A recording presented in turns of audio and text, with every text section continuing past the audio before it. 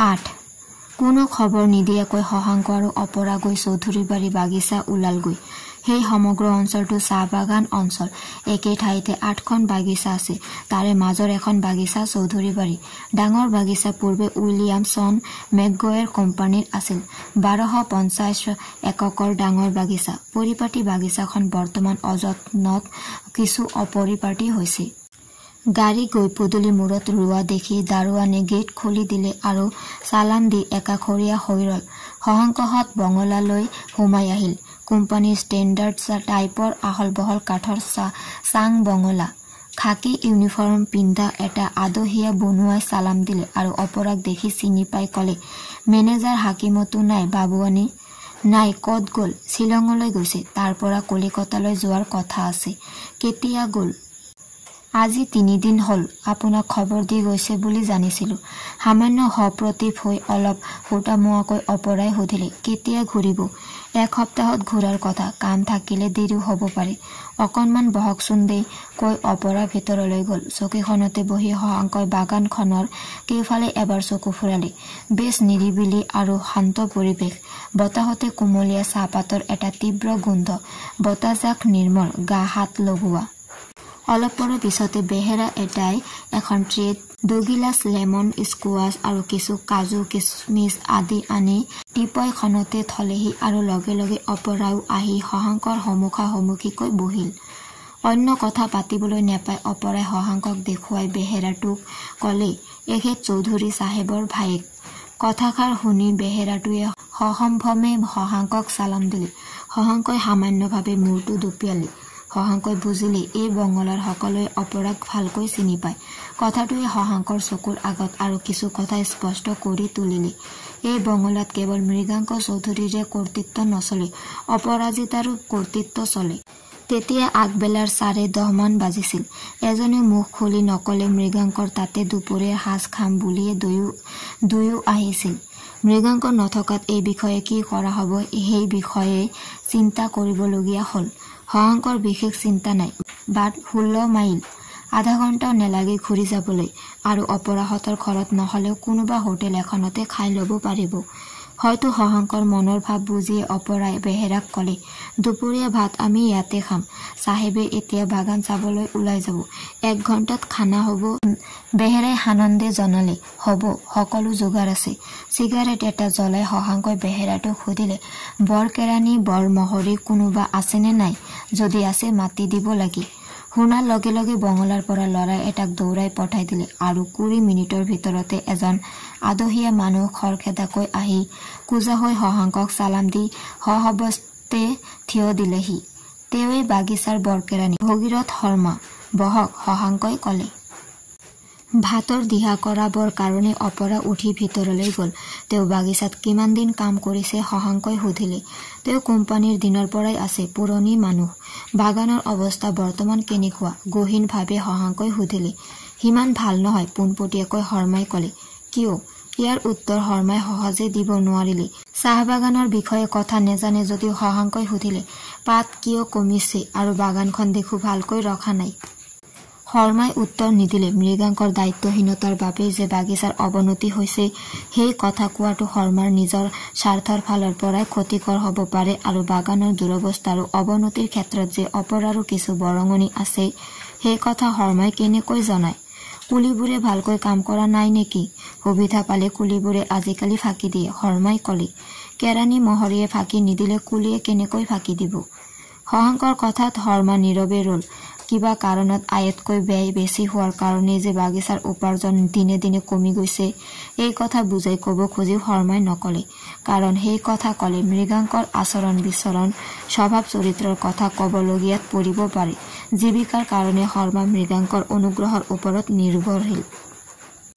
ককাইদেউ কেতিয়াকৈ ঘূৰি অহাৰ কথা? 1 সপ্তাহৰ কাৰণে গৈছে। 2 এদিন পলমো হ'ব পাৰে।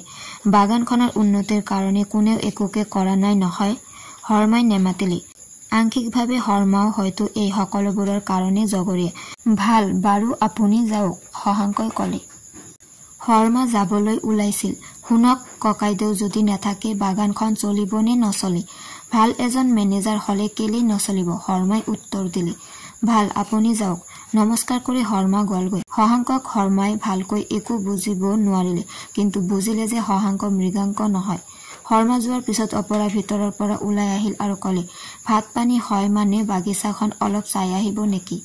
অলপ সময় শশাংকই অপৰাৰ মুখৰ ফালে চাই থাকিল, যেন অপৰাক বুজিবৰ চেষ্টা কৰিলে। তাৰ পিছত ক'লে, যাবা বলা তেন্তে, গাড়ীৰে যাবা নে খোজকাঢ়ি যাবা? খোজকাঢ়িয়ে যাওঁ বলক। দুয়ো বঙলাৰ পৰা নামি গ'ল। নিৰ্জন দুপৰীয়াটো সেউজীয়া চাহ গছবোৰৰ মাজে মাজে খোজ কঢ়াৰ শ্ৰম উপলব্ধি নকৰাকৈ দুয়ো খোজকাঢ়ি আগবাঢ়িল। সেইফালে যিফালে কোনো ঘৰবাৰী নাই, মাথোন বহুত দূৰলৈকে থকা শাৰী শাৰীকৈ সেউজীয়া চাহ গছবোৰ আৰু সৰু সৰু পাতৰ শাৰী শাৰীকৈ ৰোৱা শিৰীষ গছবোৰ। কিছুপৰ দুয়ো কোনো কথা পতা নাছিল। তাৰ পিছত কিছু অভাৱনীয়ভাৱেই শশাংকই সুধিলে, ককাইদেউৰ লগত তোমাৰ চিনাজনা হল কেনেকৈ অপৰা? আগৰে পৰা তেওঁক তুমি চিনি পোৱা নেকি? অপৰা বিমূৰত পৰিল।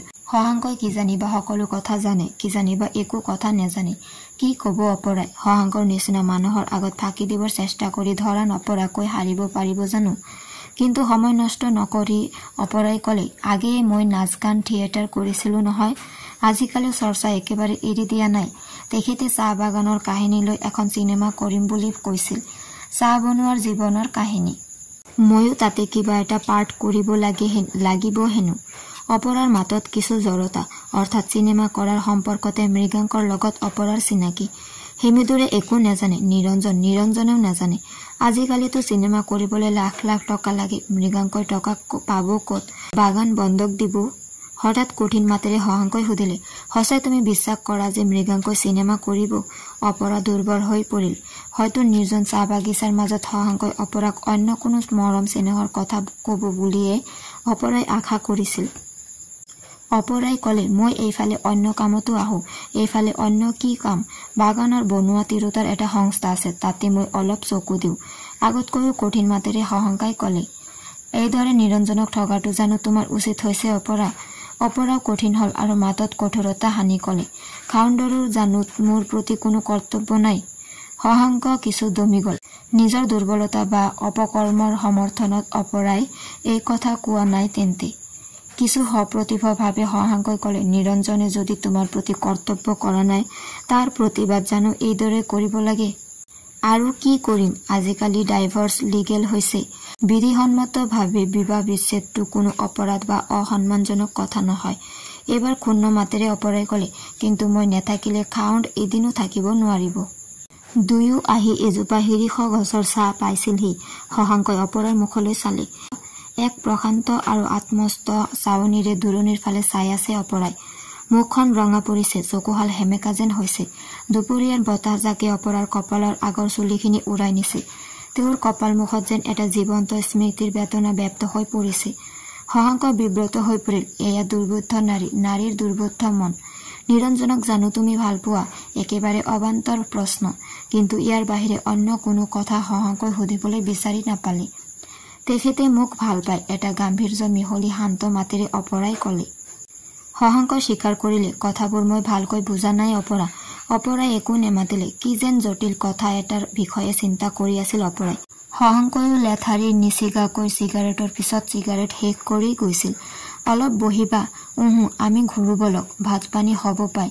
হঠাৎ শশাংকই ক'লে, নহয় অপৰা, অকণমান বহা, এটা কথা মোক কোৱা। কওক।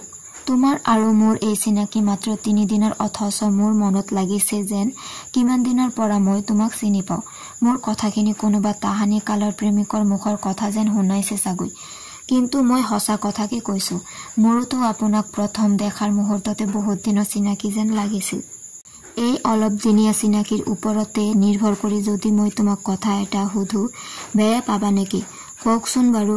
নিৰঞ্জনৰ লগত বিয়া হৈ তুমি সুখী হোৱা নাই? অন্যৰ লগত বিয়া হোৱা হলেও হয়তো মই সুখী হ'ব নোৱাৰিলোহেঁতেন। শশাংকই আৰু বিব্ৰত অনুভৱ কৰিলে। অপৰাই ক'লে, বলক ইয়াৰ পৰা যাওঁ, মই মোৰ সকলো কথা আপোনাক কম, যদিহে আপুনি শুনিবলৈ বিচাৰে। দুয়ো লাহে লাহে উভতি খোজ ললে। এই চমু এঘণ্টাৰ নিৰ্জন ভ্ৰমণে যেন দুয়োৰে মাজলৈ এটা বুজিব নোৱাৰা আত্মীয়তা আনিলে। যেন দুয়োৰে ওচৰত আৰু বেছি মুকলি আৰু সহজ হোৱাৰ অৱকাশ পালে। কিন্তু শশাংকই পাহৰি যোৱা নাছিল যে অপৰা তেওঁৰ একোৱেই নহয়, ল'ৰাকালৰ বন্ধু নিৰঞ্জনৰ বিবাহিতা পত্নী। ভাত পানী খাই উঠি অলপ জিৰাই দুয়ো ঘূৰিল। শশাংকই গাড়ী চলাইছিল আৰু তেওঁৰ গাৰ কাষতে বহি গৈছিল অপৰা। তেওঁলোকে মুখেৰে কিবা কিবি কথা কৈ গৈছিল, কিন্তু তেওঁলোকৰ মনৰ ভাৱৰ লগত মুখৰ কথাৰ সমূলি মিল নাছিল। প্ৰকৃততে দুয়ো নিজ নিজ ভাৱ জগতত সোমাই এক ৰহস্যময় সমস্যাৰ অৰ্থ বিচাৰিছিল আৰু মুখেৰে এনেয়ে কিবা কিবি কৈ গৈছিল। মাজতে অপৰাই সুধিছিল যে মৃগাংকক কি কাৰণত শশাংকই লগ পাবলৈ বিচাৰিছিল, আৰু তাৰ উত্তৰত শশাংকই কৈছিল যে বহুত দিন শশাংকই ককায়েকক ভালকৈ লগ পোৱা নাই, তেওঁৰ লগত বহুত কথাই পাতিবলগীয়া আছে, তাৰে কিছুমান বৰ জৰুৰী কথা। বাগিচাখনৰ ক্ৰমাৎ বৃদ্ধি পাই যোৱা ক্ষতিৰ কথা আগত ৰাখি ইয়াৰ পৰিচালনাৰ কি ব্যৱস্থা কৰা হ'ব সেই সম্পৰ্কেও আলোচনা কৰিব লগা আছিল। লগটো নেপালে এতিয়া পিছে কি কৰিব? অপৰাই সুধিলে। লগ পাবলৈ লাগিব, মই আকৌ আহিম। কেতিয়া আহিব? কিছুদিনৰ পিছত, এতিয়াই ক'ব নোৱাৰো। আপোনাক এটা অনুৰোধ কৰো, ৰাখিব? কোৱাচোন। আমি দুয়ো অসুখী, খাউণ্ড আৰু মই। এই কথা আনে নাজানে, নুবুজে। আপোনাৰ বাহিৰে আজিলৈকে মই কাকো কোৱা নাই। আমাৰ ঘৰুৱা জীৱনৰ বিষয়ে তেখেতক একো কথা নুসুধিব দেই। কেলেই নুসুধিম? সুধিলেও তেখেতে একো নকয়। গাড়ীখনৰ বেগ আপোনা আপুনিয়ে ধীৰ হৈ গৈছিল। এবাৰ ষ্টেৰিঙত হাত ৰাখি শশাংকই অপৰাৰ মুখলৈ চালে। অপৰাই আগলৈ চাই গৈছে। মোৰ কথা জানা? অপৰাই মূৰ জোকাৰিলে। নেজানে? শুনিবা? কিয় নুশুনিম? সিদিনা আপোনাৰ কথা আধা কোৱাকৈয়ে এৰিলে নহয়। কাইলৈ মই যামগৈ, যাবই লাগিব, কাম আছে। দুটামান কথা এডভোকেট হেমিদুৰৰ লগত পৰামৰ্শ কৰিবলগীয়া আছে। তাৰ পিছতে মই যামগৈ। কালিলৈকে যাব পৰাপক্ষত। অপৰাই অলপ কিবা ভাবি ক'লে, কাইলৈ আপুনি নেলাগে যাব, পৰহিলৈ যাব, যদি নগলেই নহয়। কাইলৈনো থাকি কি কৰিম? এইকেইদিন আপোনাৰ কামত থাকিলে, কাইলৈৰ দিনটো মোৰ কামত, মোৰ দৰকাৰত থাকক। শশাংকই একো উত্তৰ নিদিলে। ঘৰ পাই শশাংকহঁতে দেখিলে নিৰঞ্জন নাই। ৰান্ধনী ল'ৰাটো পাছফালৰ বাৰাণ্ডাতে বহি আছে। ওচৰৰ বাঙালী মানুহ ঘৰৰ ৰেডিঅ'ত কিবা বঙলা গান বাজিছে। অৱশ্য নগৰৰ ব্যস্ততা আৰু কোলাহলৰ মাজত অপৰাহতৰ ঘৰটো এনেয়ে কোলাহল মুখৰ হৈ আছে। ঘৰ সোমায়ে শশাংকই ক'লে, মোৰ বৰ ভাগৰ লাগিছে, মই অলপ শুম। এতিয়া আৰু শুব নেলাগে, অসময়ত শুলে গা বৰ বেয়া লাগিব। মই চাহ কৰোঁ, খাওক। তেনেহ'লে কৰা, মই এনেয়ে বিচনাতে পৰি থাকোঁ, শশাংকই ক'লে। সেইদিনা ৰাতি শশাংকই নিজৰ জীৱনৰ এটা অভিজ্ঞতাৰ কথা অপৰাক ক'লে। ড্ৰয়িং ৰুমতে বহি চিগাৰেট হুপি হুপি আৰু কিছু পৰিশান্তভাৱে শশাংকই কথাবোৰ কৈ গৈছিল, আৰু এটাও প্ৰশ্ন নকৰাকৈ। এষাৰো কথা নুসুধাকৈ অপৰাই নীৰৱে কথাবোৰ শুনি গৈছিল। কংগ্ৰেছ অফিচৰ পৰা পঠাই দিয়া শ্লিপ এডোখৰৰ পৰা অপৰাহতে জানিছিল যে আজি নিৰঞ্জন ঘূৰি আহিব নোৱাৰিব। মিনিষ্টাৰৰ পাৰ্টিৰ লগত তেওঁ গৈছে আৰু পাৰ্টিৰ লগতেহে ঘূৰি আহিব। গতিকে আজি কাৰো কাৰণে দুৱাৰ মেলি ৰখাৰ সমস্যা নাছিল। আগফালৰ দুৱাৰ বন্ধ কৰি ড্ৰয়িং ৰুমত বহি শশাংকই কথাবোৰ কৈ গৈছিল। অপৰাৰ মনত লাগিছিল যেন অপৰাৰ সন্মুখতে বহি থাকিও শশাংক ইয়াত নাই। বেদনা গভীৰ এক স্মৃতি লোকত কিবা হেৰুৱা কাহিনীৰ আঁত বিচাৰি যেন শশাংক বহু দূৰণিলৈ আঁতৰি গৈছে। শশাংকই কৈ গৈছিল। ছায়া দিনে দিনে শশাংকৰ কাষ চাপি আহিছিল। কলিকতাৰ ছোৱালী, স্বাৱলম্বী ছোৱালী, পঢ়া শুনাত ভাল, দেখাই মেলায়ো অতিকে ৰূপহী। কিন্তু শশাংক যিদৰে কিছু খেয়ালী আৰু অহংকাৰী আছিল, ছায়া তাতোকৈ বেছি খামখেয়ালী আৰু আত্মসচেতন আছিল। ছোৱালীজনী কম বয়সীয়া যদিও নিৰ্ভীক আৰু খোলা। মনৰ ভাৱেই হওক, কথাই হওক, খোলাখুলিভাৱে কৈ দিছিল আৰু ক'বলৈ ভয় সংকোচো নকৰিছিল। অৱশ্য কিছু প্ৰগলভা হলেও ছায়া দাম্ভিক নাছিল। আচাৰ ব্যৱহাৰত নম্ৰই আছিল, কিন্তু ছায়াৰ তেজত আছিল এক উদণ্ড বন্যতা। হয়তো জুখি পৰিয়ালৰ মৰম চেনেহেও এই বন্যতাক প্ৰশ্ৰয় দিছিল। ছায়াৰ কায়িক সৌন্দৰ্যক এই মুক্তধাৰা বন্যতাই সজীৱতা আৰু প্ৰাণময়তা দান কৰিছিল। শশাংকৰ ছায়াক ভাল লাগিছিল। এইজনী ছোৱালীক অন্তৰ ঢালি দি ভাল পোৱাত কোনো লজ্জা বা অপমানৰ কথা নাই বুলিয়ে শশাংকই বিশ্বাস কৰিছিল, আৰু সেয়াই আছিল শশাংকৰ জীৱনত নাৰীৰ প্ৰথম সান্নিধ্য আৰু সাহচৰ্য। হয়তো অভিজ্ঞতাৰ নতুনত্বৰ কাৰণে ইয়াৰ আছিল এক অবৰ্ণনীয় তীব্ৰতা আৰু উন্মাদনা। ছায়াৰ প্ৰকৃত পৰিচয় নাছিল আৰু শশাংকৰ প্ৰকৃত পৰিচয় গোপন কৰি ৰাখিছিল। জুখি পৰিয়ালেই নহয়, অন্যান্যও শশাংকক কলিকতাত পঢ়া এজন অসমীয়া ছাত্ৰ বুলিয়ে চিনি পাইছিল। শশাংকৰ আত্মসন্মানক চুই গৈছিল যদিও ছায়াই লুকাই লুকাই আৰু কেতিয়াবা দেখুৱাইও কৰা সাহায্য তেওঁ গ্ৰহণ নোৱাৰিছিল। মুখ খুলি নকলেও তেওঁলোক দুয়োজনৰে দৃঢ় বিশ্বাস হৈছিল যে ভৱিষ্যতত তেওঁলোক ইজনৰ অবিহনে সিজন থাকিব নোৱাৰিব। তেওঁলোক অভিন্ন হৃদয়। তাৰ পিছত পৰিস্থিতি জটিল হৈ আহিছিল। সদানন্দ যোশীয়ে নহলেও মায়া যোশীয়ে আশা কৰিছিল যে ছায়াক বিয়া কৰাওঁতা কোনোবা উপযুক্ত পাত্ৰ ওলালে তেওঁলোকৰ ধন সম্পত্তিৰ এটা বুজন অংশ উইল কৰি দিব। কিন্তু ছায়া আৰু ছায়াৰ স্বামী তেওঁলোকৰ ঘৰতে থাকিব লাগিব, নহলে নিসন্তান যোশী পৰিয়ালৰ বুঢ়া বয়সত আলপৈচান ধৰোতা কোনো নেথাকিব আৰু তেওঁলোকৰ শেষ আশ্ৰয় হ'ব কৰবাৰ নাৰ্ছিং হোম। যোশী পৰিয়ালৰ জীৱিতাৱস্থাত ঘৰৰ জোৱাই হৈ থাকিবলৈ মান্তি হোৱা ভাল প্ৰাৰ্থী পালে তেওঁলোকৰ নিজৰ সমগ্ৰ সা সম্পত্তি ছায়াক উইল কৰি দিবলৈ পাছ নোহোৱাকে। অৱশেষত তেনে এজন প্ৰাৰ্থী ওলাল। ব্যোমকেশ দত্ত নামে এজন বঙালী ডেকা। দত্ত কমাৰ্চৰ গ্ৰেজুৱেট, এটা বেংকত কেৰাণী কাম কৰে। তেওঁ যোশী পৰিয়ালৰ ঘৰ জোৱাই হোৱাত বা ছায়াক বিয়া কৰোৱাত পৰিয়ালৰ ফালৰ পৰা কাৰো আপত্তি নাই। এদিন ছায়াই হাঁহি হাঁহি কথাটো শশাংকক ক'লে। শুনি শশাংক স্তব্ধ আৰু হতবাক হৈ গল। গোটেই কথাটো তেওঁৰ এটা দুৰ্বোধ্য সাধৰ যেন লাগিল। ভালেমান পৰৰ মূৰত শশাংকই সুধিলে, তুমি নিজে কি ভাবিছা ছায়া? হাঁহি হাঁহিয়ে ছায়াই ক'লে, ভাবিবৰ আৰু কি আছে, মোৰ নিচিনা এজনী ছোৱালীৰ বিয়া হোৱাটো বৰ সহজ কথা নেকি? আৰু বুঢ়া বয়সত মা দেউতাহঁতৰ মই চিন্তাৰ কাৰণ হৈ পৰিছো। মোৰ কাৰণে তেওঁলোকে বহুত কৰিছে, মই যি পাৰো কৰাটো কৰ্তব্য নহয় জানো? সেইবাবে তুমি ব্যোমকেশ দত্তক বিয়া কৰাবা? নহলে কি কৰিম? তুমিতো ভাবা যে তোমাৰ বিয়া কৰোৱাৰ কথা ভবাৰ বয়সেই হোৱা নাই। শশাংক বিমূৰত পৰিল। তোমাৰ আৰু মোৰ ভালপোৱাৰ কোনো মূল্য নাই? তেন্তে মা দেউতাৰ ইচ্ছা পূৰ্ণ কৰা, তেওঁলোকৰ ওচৰত প্ৰস্তাৱ দিয়া আৰু তেওঁলোকৰ প্ৰস্তাৱো তুমি মানি লোৱা। কিন্তু চিন্তিতভাৱে শশাংকই ক'লে, তোমাৰ কাৰণে মই সকলো কৰিবলৈ প্ৰস্তুত ছায়া, কিন্তু তেন্তে ঘৰ জোৱাই মই কোনোমতে হ'ব নোৱাৰিম। কিয়? মা দেউতা বুঢ়া হৈছে, তেওঁলোক আৰু কিমান দিন থাকিব? তাৰ পিছততো এই সকলো ধন সম্পত্তিৰ অধিকাৰী আমিয়ে হ'ম। তথাপি মই নোৱাৰিম ছায়া। মোৰ কাৰণে নোৱাৰিবা? অন্য যি লাগে তাকে কৰিব পাৰিম, কিন্তু তুমি কিবা তাহানি কালৰ মানুহৰ নিচিনা চিন্তা কৰিছা। মোৰ জানো মা দেউতাহঁতৰ প্ৰতি কৰ্তব্য নাই? বাটৰ পৰা বুটলি আনি তেওঁলোকে মোক জীৱন দিলে আৰু ইমানজনী কৰিলে। এতিয়া তেওঁলোকক এৰি থৈ মই কৰবাত স্বামীৰ ঘৰ কৰিবলৈ যোৱাটো অকৃতজ্ঞতা আৰু অমানসিকতাৰ পৰিচায়ক নহবনে? ছায়াৰ কথাত যুক্তি আছিল, কিন্তু সকলো কথাতে যুক্তিয়েই জানো শেষ কথা? মানুহৰ অনুভূতিৰ জানো কোনো মূল্যই নাই? শশাংকই বহুত ভাবি চালে, কিন্তু কোনোমতেই এনে এটা প্ৰস্তাৱত সন্মতি জনাব নোৱাৰিলে। অৱশেষত এদিন কথাটো যোশী দম্পতীৰ লগত পোনপটীয়াকৈ আলোচনা কৰিবলৈ মনস্থ কৰিলে। ইতিমধ্যে ছায়াৰ পঢ়া শেষ হৈছিল আৰু ছায়াই কলিকতাত থকা আমেৰিকান কনচাল জেনেৰেলৰ অফিচত এটা কামত সোমাইছিল। দৰমহা পাতি ভাল, কামৰো বৰ হেঁচা নাই, টিপটপ হৈ থাকিব লাগে আৰু পাংচুৱেলিটিয়েই হৈছে তাত আটাইতকৈ দৰকাৰী কথা। চেহেৰাই পানীয়ে ছায়া কনচুলেটত কাম কৰা অন্য আমেৰিকান ছোৱালীজনীৰ লগত মিলি পৰিছিল। বৰং কিচমিচ কৰে কলা চুলিখিনি আৰু ঘড়ীত নাক মুখেৰে ছায়া সিহঁতকৈ বেছিহে দেখনীয়াৰ আছিল। ছায়াই নিজেও অনুভৱ কৰিছিল যে তেওঁৰ বিয়াৰ উপযুক্ত বয়স হৈছে। কনচুলেটত কামত সোমোৱাৰ পিছত ছায়াৰ পানী প্ৰাৰ্থী নহলেও স্নেহ ভিখাৰীৰ সংখ্যা দিনে দিনে বাঢ়ি গৈছিল।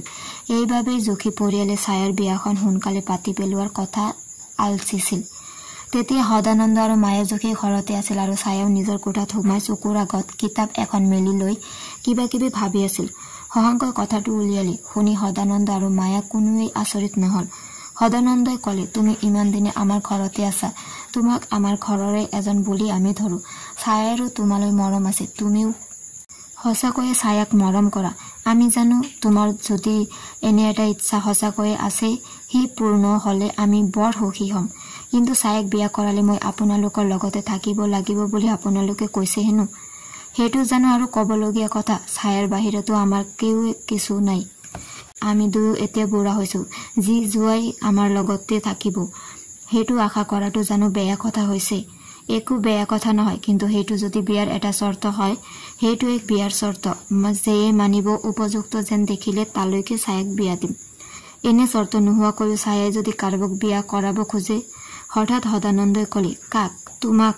হয়, আমি বুজো সেই কথা, কিন্তু তোমাৰতো একো আৰ্জন নাই। ছায়াক এনেই বিয়া কৰালে তোমালোক কেনেকৈ চলিবা? ছায়াই ঘটা টকা কেইটাৰেই তোমালোকৰ হ'ব জানো? ময়ো টকা ঘটিম, শশাংকই ক'লে। টকা ঘটাটো ইমান সহজ নহয়, ক'বলৈ ভাল, তাতোকৈ তুমি ছায়াক বিয়া কৰাই আমাৰ লগতে থাকা। মোৰ সকলো সম্পত্তি তোমালোকৰ হ'ব আৰু অসমলৈ বা অন্য কৰবালৈ ছায়াক লৈ গৈয়ে বা তুমি কি কৰিবাগৈ? তুমি অতদিনে বহুত কষ্টেৰে চলিছা, বিয়া বাৰু কৰাই সুখত থাকা। মই আপোনাৰ সম্পত্তি নিবিচাৰো, কেৱল ছায়াকহে বিচাৰো, শশাংকই ক'লে। এইবোৰ ডেকা মানুহৰ ভাৱপ্ৰৱণ কথা। টকা পইচা নাথাকিলে প্ৰেমৰ কোনো মূল্য নাই। আৰু অতদিনে আমাৰ ঘৰতে আছা যদিও তোমাৰ আতিগুৰি বংশ পৰিচয় মই একোকেই নাজানো, মাথোন তোমাক জানো। এনেকুৱা এজন মানুহৰ লগত মই ছায়াক কেনেকৈ এৰি পঠাম? নিজৰ যি নহলেও ছায়া আমাৰ নিজৰ জিতকৈও বেছি মৰমৰ। শশাংকই ক'লে, মই আপোনাৰ সম্পত্তি বা ছায়াৰ আৰ্জনৰ ওপৰত নিৰ্ভৰ কৰি চলিবলৈ নিবিচাৰো। তেন্তে কেনেকৈ চলিবা? তোমাৰতো এতিয়াও একো আৰ্জন নাই, আৰু তোমাৰ যদি কৰবাত পা পৰিয়াল আছে তাৰেই বা অৱস্থা কি মই কেনেকৈ জানিম? হঠাৎ শশাংকৰ সদানন্দৰ ওপৰত খং উঠি গল। মানুহজনে মোৰ শিক্ষা দীক্ষা কৰ্মশক্তিক অকণো বিশ্বাস নকৰে, কেৱল টকা আৰু টকা। কোনোদিনে কবলৈ নিবিচৰা এষাৰ কথা শশাংকৰ মুখৰ পৰা হঠাৎ ওলাই গল। আপোনালোকে নাজানিব পাৰে, কিন্তু মই অসমৰ এটা সম্ভ্ৰান্ত পৰিয়ালৰ সন্তান, আৰু মোৰ দেউতা অসমৰ এজন মন্ত্ৰী। চকু দুটা ডাঙৰকৈ মেলি এক পৰম অবিশ্বাসৰ চাৱনিৰে শশাংকলৈ চাই সদানন্দই এটা কুটিল হাঁহি মাৰি ক'লে, কলিকতাত মই বহুত অসমীয়া ডেকা ল'ৰা লগ পাইছো, আটাইবোৰে লাখপতি চাহ বাগানৰ মালিকৰ ল'ৰা, কিন্তু 150 টকাত পেয়িং গেষ্ট থকা মিনিষ্টাৰৰ ল'ৰা তোমাকহে পাইছো। আপোনালোকে বিশ্বাস কৰক, মোৰ দেউতাৰ নাম শ্ৰী মন্মথ চৌধুৰী। তুমি মিনিষ্টাৰ মন্মথ চৌধুৰীৰ ল'ৰা। বিশ্বাস কৰিবলৈকোতো অকণমান থল লাগে। শশাংক, তোমাক মই মৰমেই নহয় শ্ৰদ্ধাও কৰো। তোমাৰ স্বভাৱ চৰিত্ৰ মই ভালদৰে জানো। চেণ্টিমেণ্টেল হৈ লাভ নাই, আৰু মোক ফাঁকি দিও তোমাৰ একো লাভ নাই। তুমি মন্মথ চৌধুৰীৰ ল'ৰাই হোৱা বা আনৰ ল'ৰাই হোৱা, ছায়াক বিয়া কৰাব খুজিলে মোৰ ঘৰত ঘৰ জোৱাই হৈ থাকিবই লাগিব। ছায়াক মই ঘৰৰ পৰা বিয়া দি উলিয়াই নিদিওঁ। শশাংকৰ বৰ খং উঠিল, আৰু নিজক মন্ত্ৰীৰ পুত্ৰ বুলি পৰিচয় দিয়াৰ দুৰ্বলতা অহাৰ কাৰণে লজ্জিত হল। তেওঁ বুজিলে সদানন্দই তেওঁৰ কথা এতিয়াও বিশ্বাস কৰা নাই। নকৰাটোৱে স্বাভাৱিক। সদানন্দ সংসাৰ জ্ঞান থকা মানুহ। নিজৰ কোঠাৰ পৰা সকলো কথা ছায়াই ভালকৈ শুনি আছিল। বিশ্বাস অবিশ্বাসৰ মাজত ছায়া হতভম্ব হৈ নীৰৱে বহি ৰল। শশাংক যে এক সুকীয়া মনৰ ডেকা মানুহ, সেই কথা ছায়াৰ আজি আৰু বুজিবলৈ বাকী নাই। অন্যান্য ডেকাই ছায়াৰ নিচিনা এজনী শুৱনি গাভৰুৰ লগত চিনাকি হোৱাৰ পিছতে নানা চলে বুলি কৌশলে গাৰ কাষ চাপিবলৈ চেষ্টা কৰে, অবাঞ্ছনীয় সুযোগ গ্ৰহণ কৰিবৰ চেষ্টা কৰে। কিন্তু শশাংক একেটা ঘৰতে একেলগে ইমান দিন থকা সত্ত্বেও আৰু প্ৰায় প্ৰত্যেক দিনেই বহু সময়ৰ কাৰণে ছায়াক অকলশৰে লগ পালেও কোনোদিনে শশাংকই এষাৰ অবাঞ্ছনীয় কথাও কোৱা নাই। কোনোদিনে শালীনতা ক্ষুণ্ণ হোৱা এষাৰ কথা কোৱা নাই বা কিবা এটা কৰা নাই। বহুত পাতিছে মৰম চেনেহৰ কথা, লোক ঢোক নোহোৱাকৈ ইজন সিজনৰ হৃদয়ৰ কাষ চাপি গৈছে, কিন্তু কোনোদিনে দেহাৰ কাষ চপা নাই, চাপিবৰ চেষ্টা কৰা নাই।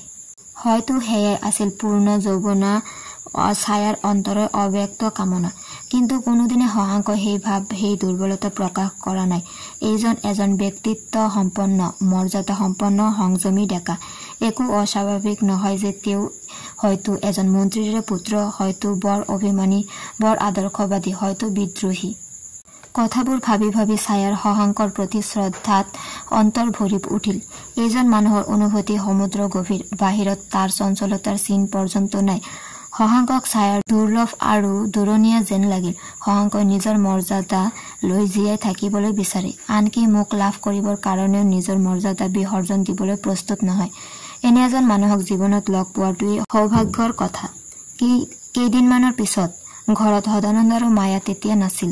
ছায়া সেইদিনা অফিচলৈ নগল, আৰু ৰাতিপুৱাই শশাংককো ক'লে যেন আজি দিনটো শশাংক ঘৰতে থাকি কলৈকো নাযায়। তেওঁলোকে বৰ জৰুৰী কথাৰ আলোচনা কৰিব। শশাংকই বুজিছিল নিশ্চয় জৰুৰী কথাৰে আলোচনা কৰিবলৈ ছায়াই আজি তেওঁক ৰাখিছে। শশাংকই মনত ঠিক কৰিলে আজি ছায়াৰ লগত এটা শেষ মীমাংসা কৰি পেলাব।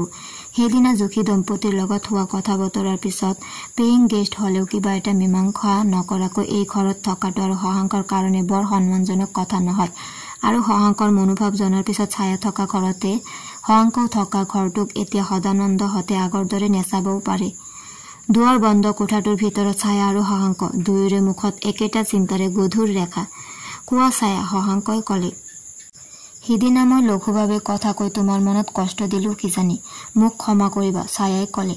লঘুভাৱে কোৱাৰ কাৰণে নহয়, তোমাৰ কথাখিনিৰ কাৰণে মনত আঘাত নোপোৱা নহয় ছায়া, কিন্তু তুমি নোকোৱা হলে মই কথাটো বেলেগ ৰকমে ভাবি নেচালোৱেই হেঁতেন কিজানি। তোমালোকৰ কথাবোৰ সেইদিনা মই সকলো শুনিছো। অতদিনে তুমি মোক কোৱা নাছিলা কিয়? কি কথা? তুমি যে ইয়াত এনেকৈ কাৰোবাৰ ওপৰত অভিমান কৰিহে সোমাই আছাহি।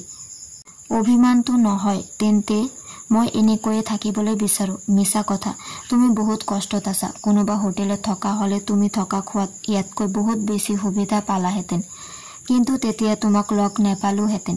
ছায়াৰ গাল মুখ ৰঙা পৰিল। লাহে লাহে ছায়াই ক'লে, প্ৰায়ে পাহৰি থাকো, কিন্তু যেতিয়া মনত পৰে মই অধৈৰ্য হৈ উঠো, অতিষ্ঠ হৈ উঠো।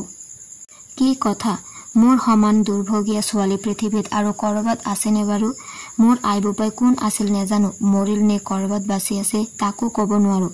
নেজানো মোৰ জাতি কি, ধৰ্ম কি, ভাষা কি, ক'ত আছিল মোৰ ঘৰ বাৰী, একোকেই নাজানো। আজি ঈশ্বৰৰ বাহিৰে আন কোনেও এইবোৰ প্ৰশ্নৰ উত্তৰ নেজানে।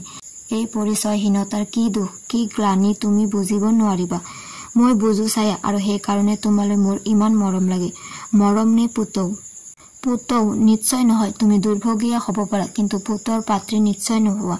পৰিচয়হীনতাই তোমাৰ পৰিচয়। এই কাৰণেই তোমাক মোৰ ইমান আপোন লাগে।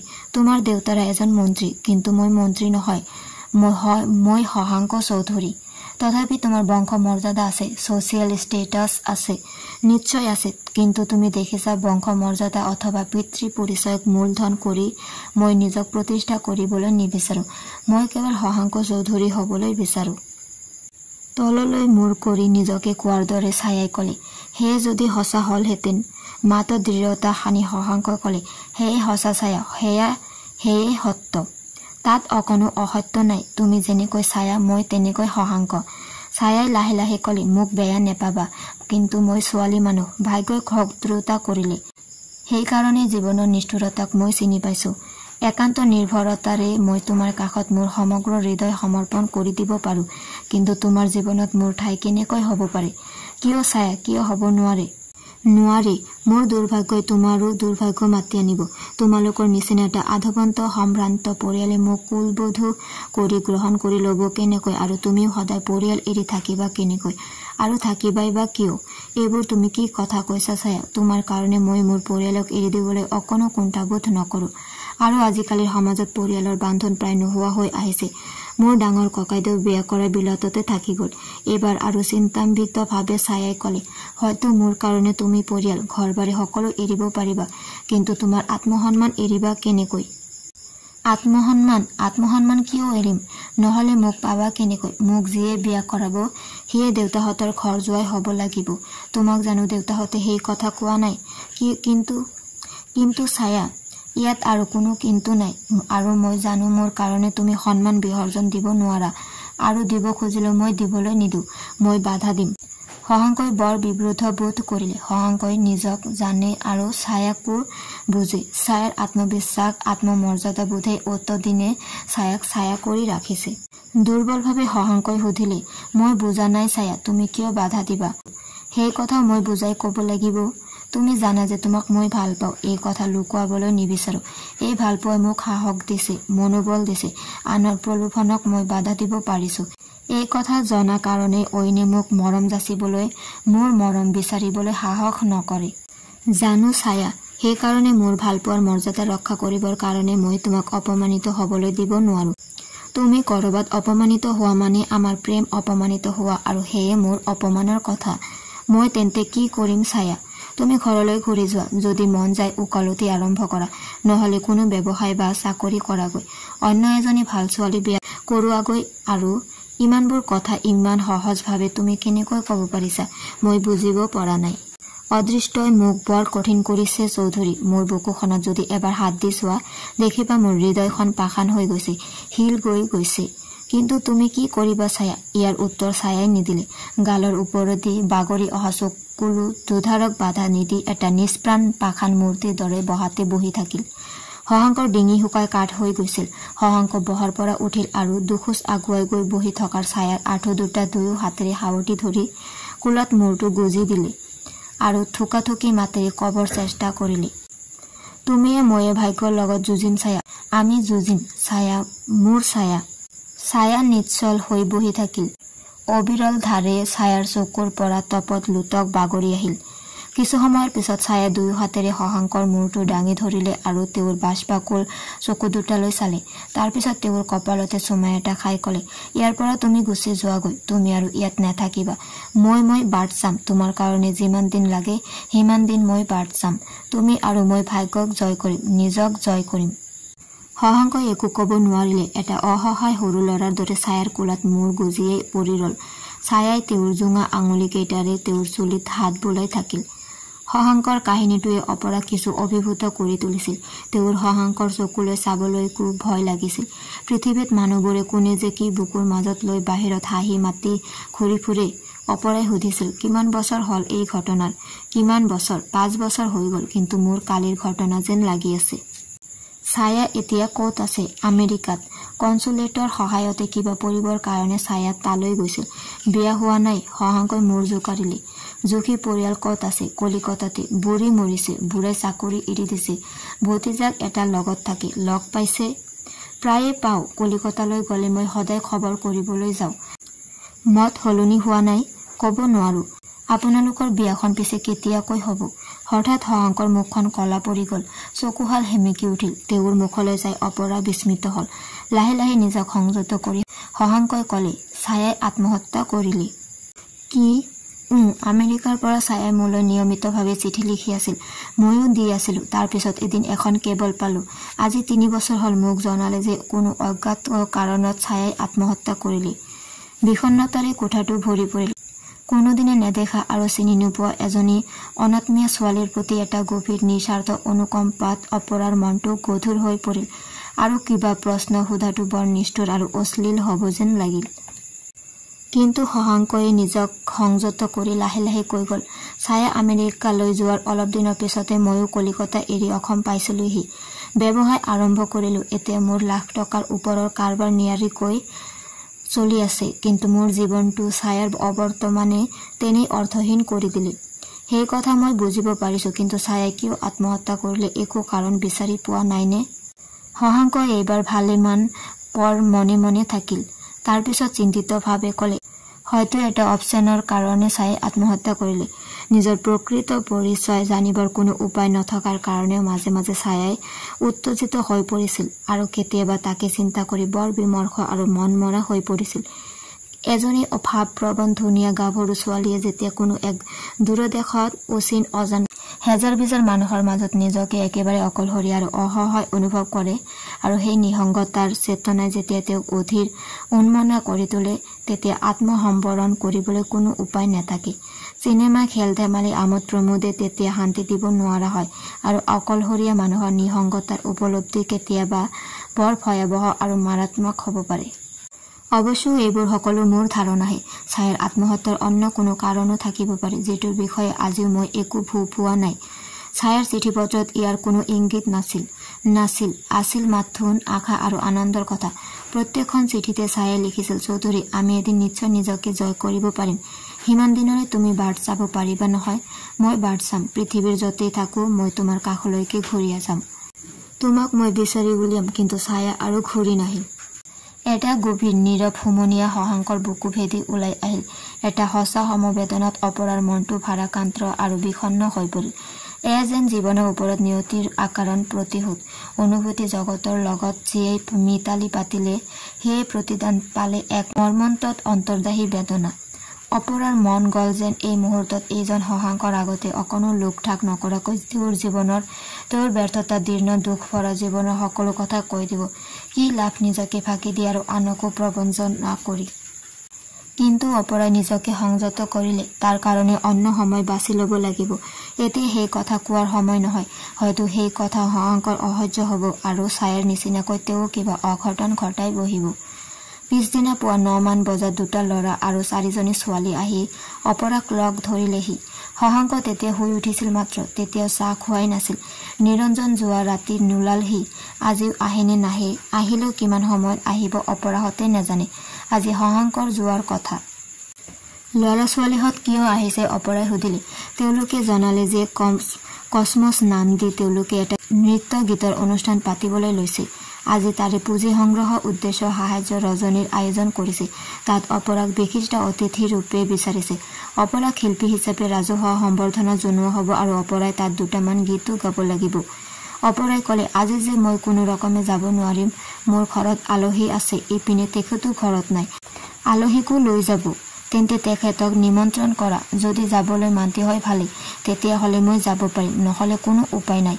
শশাংকক যেতিয়া ক'লে একে আশাৰে শশাংকই ক'লে, আপোনালোকে বেয়া নাপাব, মই নোৱাৰিম।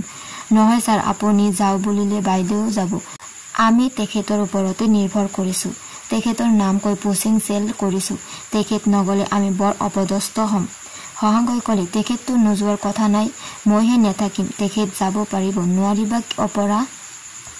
অপৰা কিছু অপ্ৰস্তুত হ'ল, তথাপি পৰিস্থিতি আয়ত্তাধীন কৰি ক'লে, আপোনাক ঘৰ ৰখীয়া থৈ মই অনুষ্ঠানত গীত গাই ফুৰাটো কেনেকুৱা কথা হ'ব? শশাংকই অপৰাৰ ইংগিতটো বুজি পালে। তেওঁ ক'লে, আচল কথাটো তেন্তে আপোনালোকক খুলি কওঁ। আজি গধূলিকৈ আমাৰ এটা এনগেজমেণ্ট আছে, তালৈ অপৰা মোৰ লগত যাবই লাগিব। তাৰপিছত তেওঁ অপৰাক সুধিলে, এওঁলোকৰ অনুষ্ঠানৰ কাৰণে কিছু সাহায্য দি দিলে নহ'ব জানো? এজনী ছোৱালীয়ে ক'লে, নহয় বাইদেউ, আজি আমাৰ ফাংচনত যেনে তেনে থাকিবই লাগিব। আপোনালোকে আগতে কৈ থ'ব লাগিছিল। কেইবাদিনো বিচাৰিও বাইদেউক লগ পোৱা নাই, কালিও বিচাৰিছিলোঁ। অনুগ্ৰহ কৰি আপুনিও যাব লাগিব। আৰু কিছু কেৰজেৰ কৰি এটা অনিশ্চিত সন্মতি লৈ ল'ৰা ছোৱালীকেইটা গ'লগৈ। অপৰাই হাঁহি ক'লে, মোৰ গান আপুনি কেতিয়াবা শুনিছে? হাঁহি শশাংকই ক'লে, সেইবাবে মোৰ লোভ লাগিছে। যাব লগা নোহোৱা হ'লে মই নিশ্চয় আজি থাকিলোহেঁতেন।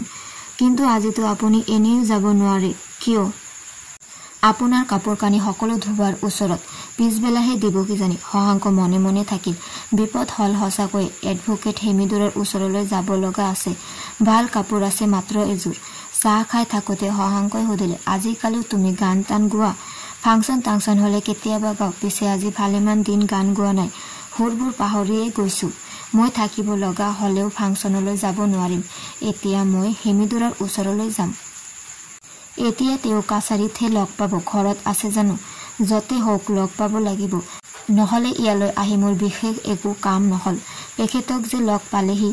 নিৰঞ্জনকো ক'ত ভালকৈ লগ পালোঁ, ক'ত যে কি কৰি ঘূৰি ফুৰিছে আৰু লগ পালোঁ। নিৰঞ্জন ইমান এবচেণ্ট মাইণ্ডেড যে মোৰ ওচৰতে বহি থাকিলেও তেওঁৰ মনটো ক'ৰবাত থকা যেন লাগে। অপৰা মনে মনে থাকিল। তেওঁ মনে মনে ঠিক কৰিলে যে আজি গধূলি শশাংকক তেওঁলোকৰ ক'ব পৰা কথাবোৰ ক'ব আৰু তাৰ কাৰণে আজি শশাংকক ৰাখিব লাগিব। সেইদেখি এতিয়া আৰু কোনো কথা নুলিয়াই। হঠাৎ শশাংকই সুধিলে, নিৰঞ্জনে মাহে কিমান টকা আৰ্জন কৰে? মানে তেওঁলোকৰ মাহিলী আৰ্জন কিমান? অপৰা কিছু অপ্ৰস্তুত হ'ল আৰু সংযত হ'বৰ চেষ্টা কৰি ক'লে, সেয়া মই ভালকৈ নাজানো। ধাৰ ধুৰ নোহোৱাকৈ কোনোমতে চলি আছোঁ আৰু। নিৰঞ্জনে জানো নিজৰ ঘৰলৈ টকা পইচা পঠাই ঘৰলৈ মাহে 150-200 মান পঠিয়াব লাগে। মোৰ তেনে চিন্তা নাই, মা ঢুকাল নহয়। কিছু উষ্মভাৱে শশাংকই ক'লে, মই এইটো বুজা নাই। নিৰঞ্জনৰ নিচিনা এটা ব্ৰিলিয়েণ্ট মানুহে অন্য কিবা এটা নকৰি এইটো কি কাম কৰি আছে? He is neither serving the good nor the devil. কেতিয়াবা এছেম্বলি বা পাৰ্লিয়ামেণ্টলৈ নমিনেশ্যন বিচাৰিছে? অপৰাই মূৰ জোকাৰিলে। আৰু তুমি বিচাৰিছা? মই কংগ্ৰেছী নহয়। কি? শশাংকই অপৰাৰ মুখলৈ চালে। অপৰাই ক'লে, মই তেনেকৈ কোনো পলিটিকেল পাৰ্টিৰে মেম্বাৰ নহয়, কিন্তু মই এছেম্বলিলৈ যোৱাৰ চেষ্টাত নথকা নহয়। কোনো পাৰ্টিৰ সহায় নোলোৱাকৈ এনেকৈ MLA হ'বা? 2-এটা লেফটিষ্ট পাৰ্টিৰ সমৰ্থন পাম, কিন্তু তাতকৈ মই ৰাইজৰ সমৰ্থনৰ ওপৰতহে বেছি নিৰ্ভৰ কৰিছোঁ। খঙেৰে কোৱা দি শশাংকই ক'লে, মই নকওঁ যে ভাৰতত পলিটিক্স কৰা আটাইবোৰ মানুহেই বুৰ্বক, কিন্তু তোমাক কি বুলি ক'ম মই ভাবি পোৱা নাই। ভাৰতত ৰাইজৰ সমৰ্থনতকৈ আৰু অৰ্থহীন কোনো বস্তু নাই। 10 টকা ৰূপ নাইবা এবটল দেশী মদ দি য'ত 100টা ভোট কিনিব পাৰি, তাত ৰাইজৰ সমৰ্থনৰ কি মূল্য আছে? অপৰাই প্ৰতিবাদ নকৰিলে। শান্তভাৱে ক'লে, কিছুমান ভাল মানুহো আছে। ভাল মানুহ? চোৱা অপৰা, দেউতাই জীৱনৰ সৰহখিনি সময় এছেম্বলি হাউচৰ ভিতৰতে কটাইছে। দেউতা বাৰে বাৰে কেনেকৈ MLA হয় জানা? একো নকৰে, ঘৰত বহি থাকে। এজেণ্টে কেনভাছ কৰে, সেইবোৰ ভুৱা। আচল কথা ইলেকশ্যনৰ ঠিক মূৰামূৰিত দেউতাই কি কৰে জানা? অপৰাই শশাংকৰ মুখলৈ চালে। দেউতা মেজখনৰ কাষতে বহে, ড্ৰয়াৰৰ পৰা চেকবুকটো আৰু জেপৰ পৰা ফাউণ্টেনটো উলিয়াই 1 লাখ টকাৰ এখন চেক লিখে তাৰ পিছতে গাড়ীখন লৈ বেংকলৈ যায় তাৰ পিছত ঘৰলৈ আহি বহি থাকে সেই সাধু কথাৰ ৰজাৰ ভঁৰালৰ পৰা এটা টুনি আহি এটা ধান নিয়াদি এজেণ্টবোৰ আহি থাকে হাত পাতে দেউতাই এজাপ নোট পেলাই দিয়ে তাৰ পিছত এদিন ইলেকশ্যন হয় তাৰ পিছত ভোট গণনা হয় সেই সময়ত দেউতা কোনোবা সমনীয়া বন্ধুৰ ঘৰত ফুৰিবলৈ যায় ৰিজাল্ট পাই দেউতাই আনকি বৰকৈ মুখ খুলি হাঁহি এটাও নেমাৰে সকলো পাৰ্টিৰ প্ৰাৰ্থীয়ে টকা খৰচ কৰে অপৰাই ক'লে তেন্তে MLA MP হ'বলৈ তোমাৰ টকা ক'ত আদৰ্শবাদৰে পুলিচ মিলিটাৰীৰ গুলি খাই শ্বহীদ হ'ব পাৰি ৰাইজৰ প্ৰতিনিধি হ'ব নোৱাৰি ভয়ে ভয়ে কোৱা দি অপৰাই ক'লে ইলেকশ্যনত নামিলে মোক টকা দি সহায় কৰোতাও আছে কোনে দিব টকা মৃগাংকই তেখেতেও দিব পাৰে অন্যান্যও দিব পাৰে তোমাৰ এটা এম্বিশন থকা বুলি জানি ভাল পাইছোঁ যদিও MLA হৈ তুমি কি কৰিবা মই ক'ব নোৱাৰোঁ যি নিজৰ ঘৰখন ৰাখিব নোৱাৰে সি দেশখন কেনেকৈ ৰাখিব দেশখনে মোৰ ঘৰ বুলি সেন্টিমেন্টেল কথা এষাৰ ক'ব খুজি অপৰাই নকলে তেনে কথা ক'লে হহাংকৈ হয়তো হাহাকৈ হাঁহি উৰাই দিব কথাটো অপৰাই অন্য ৰকমে ক'লে ঘৰখনৰ একো কৰিব পৰা নাই কাৰণে দেশখনৰ কিবা কৰিব পাৰো নেকি চাও বুলিছো কিন্তু 1 লাখ টকা খৰচ কৰিলে যে তুমি জিকিবা তাৰোতো কোনো গ্যাৰান্টি নাই এই কথা অপৰায়ো জানে তেও এই বিষয়ে আৰু একো নকলে হেমিদুৰৰ ঘৰলৈ গাড়ী লৈ উলাই যাওঁতে হহাংকৈ নিৰঞ্জনৰ কথাকে ভাবিছিল পাৰিবাৰিক জীৱনৰ বিশৃংখলা আৰু বিফলতাই নিৰঞ্জনক হতাশ আৰু চিনিকেল কৰি পেলাইছে নেকি দুটা বিপৰীতমুখী ৰাজনৈতিক আদৰ্শৰ অনুগামী হোৱাৰ কাৰণে অপৰা আৰু নিৰঞ্জনৰ মাজত মতৰ বিৰোধৰ লগতে মনৰ বিৰোধ হৈছে নেকি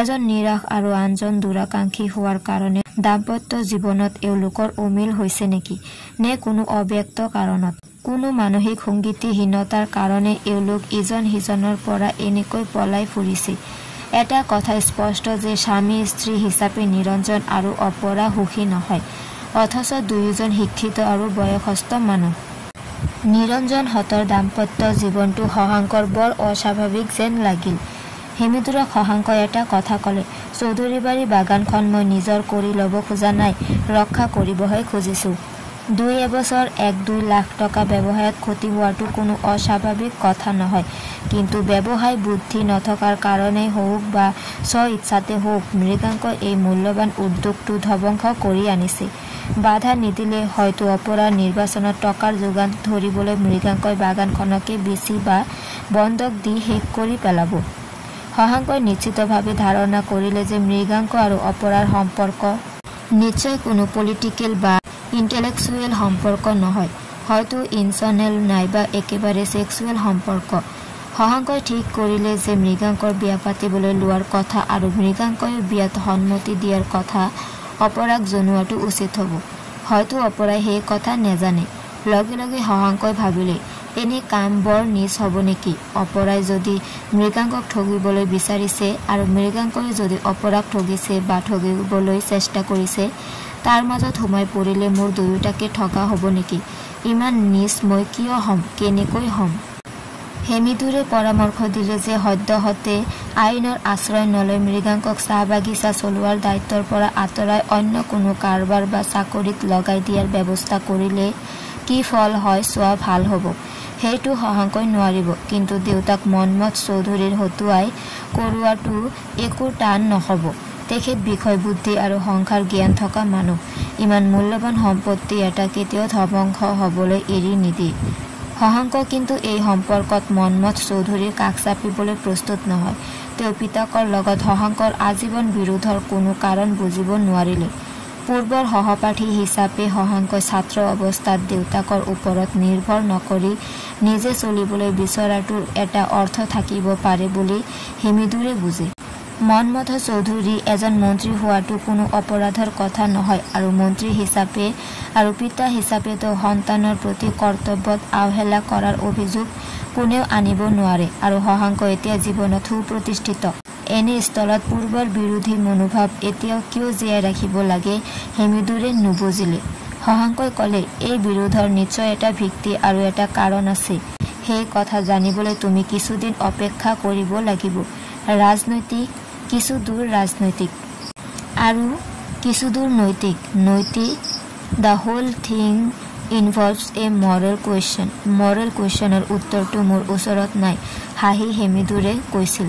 নৈতিক প্ৰশ্নৰ উত্তৰ সদায় আমি এজন নেদেখা নুশুনা ঈশ্বৰৰ পৰা আশা কৰি আহিছোঁ, আৰু সেই ঈশ্বৰজনে আজিলৈকে একোকে কৰা নাই। হেমিদুৰে ক'লে, মই উকিল মানুহ, আইনৰ সহায়েৰে সমাধান কৰিবলগীয়া বা কৰিব পৰা সমস্যাবোৰৰ এটা সমাধান আমি কৰিবৰ চেষ্টা কৰোঁ। নৈতিকতাৰো নিশ্চয় এটা আইনসংগত বা লিগেল বিচাৰ আছে, কিন্তু সেই মৰেল কুৱেশ্যনৰ মই তোমাৰ ওচৰত লিগেল চলিউশ্যন বিচৰা নাই। তাৰ বিচাৰ মই সেই নেদেখা ঈশ্বৰলৈও থ'ব খোজা নাই, সেই বিচাৰ মই নিজেই কৰিম বুলি আগবাঢ়িছোঁ। তোমাৰ সমস্যাটো কি আৰু তাৰ কি সমাধান তুমি কেনেদৰে কৰিব খুজিছা মই একো নেজানো, মাত্ৰ দৃঢ়তাৰে শশাংকই ক'লে। সেইটো মোৰ সমস্যা আৰু তাৰ সমাধান ময়েই কৰিম। তাৰ কাৰণে অৱশ্যে মোৰ নিজৰ লগতে সংগ্ৰাম কৰিবলগীয়া হৈছে। কিয়? মোৰ ভিতৰত মই অন্য এটা মানুহৰ সন্ধান কৰিছোঁ, যি সম্পূৰ্ণ অন্ধ, অপৰাৰ দৰে এটা চকুৰ অন্ধ নহয়। হেমিদুৰ ৰহমানে শশাংকৰ কথাৰ অৰ্থ নুবুজিলে হাঁহি ক'লে, তোমাৰ আমাৰ আৰু চেণ্টিমেণ্টেল হোৱাৰ বয়স নাই। বয়স হ'লে জ্ঞান চকু মুকলি হয় বুলি কয়। অভিজ্ঞতাই জানো অন্ধ কৰে? তুমি যেতিয়া জানা যে তুমি এটা মানুহ আৰু তুমি যুঁজ কৰিবলৈ ওলাইছা এদল হিংস্ৰ পহুৰ লগত, তুমি চকু মেলি যুঁজিব নোৱাৰা। চকু মুদি যুঁজাৰ বাহিৰে আৰু উপায় নাই। কিন্তু জ্ঞান বুদ্ধি বিবেকে নানা দৃষ্টি দিছে। মই অন্ধ নহয়, সেইকাৰণেই মোৰ মাজত এটা অন্ধ মানুহৰ সন্ধান কৰিছোঁ।